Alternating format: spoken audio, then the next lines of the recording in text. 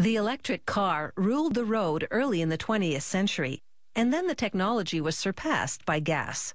Today the concept is cruising towards a comeback, its resurgence fueled by concerns about pollution from gas-powered vehicles and by worries about overdependence on foreign oil. This sassy-looking sports car is leading the charge for change. Just plug it into any electrical outlet, and after a few hours, it has enough juice for a drive through the countryside or for quite a few jaunts around town. With no tailpipe, there are no direct emissions. And if the power generated by the electrical plant is clean, everyone breathes a little easier. But with a price tag in the six-figure range, this eco-friendly roadster is a luxury product. Production begins with the first half of the gearbox. A worker bolts a brass fitting to the center and then attaches plastic tubing to it. The tubing will deliver lubricant to the transmission's bearings. He inserts those bearings into slots in the gearbox and presses them into place using a hydraulic tool. He drips thread-locking compound into screw holes and installs a device for locking the transmission.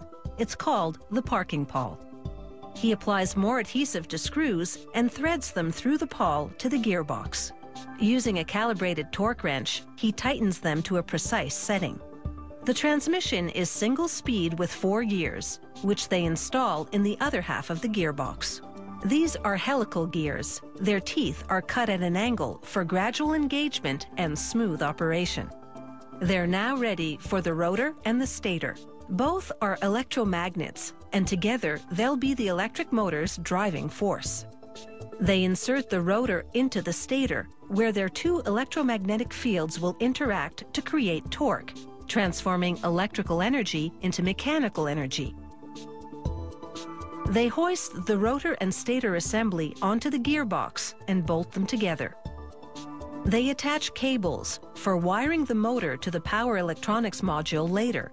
It's a crucial part that processes and regulates the flow of battery power to the motor. This completes the electric motor drivetrain.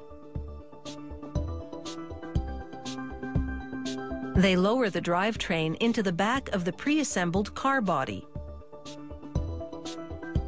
They position the motor mounts over slots in the steel subframe. And once in place, they bolt the drivetrain to the chassis.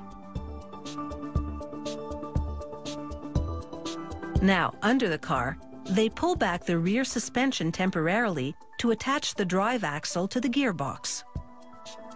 The axle is equipped with a rubber-encased joint, which allows a rear wheel to react to bumps independently without reverberation to the other. The battery is next, seen here in a display model of the powertrain. The metal pack contains over 6,800 lithium-ion cells and delivers 215 kilowatts of power, enough juice to enable this electric car to accelerate to 100 kilometers an hour in under 4 seconds. Machinery now lowers the car onto the battery, positioning it in front of the gearbox and just behind the car seats. They jack up the battery for a precision fit. They connect wiring for low-voltage systems like the lights and fans. And now, the brains of the electric car, the power electronics module. They install it on top of the motor and battery and wire it to both. With all the wires connected, the module is equipped to convert DC power from the battery to the AC power. It will then supply that current to the motor as the driver steps on the accelerator.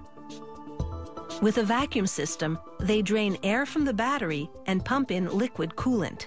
Coolant continuously flows through the battery to maintain an even temperature throughout. The body panels are made of durable, lightweight carbon fiber. With the computer software updated and the car now completely assembled, it's time for a test run. As this sports car accelerates, there's no throaty roar.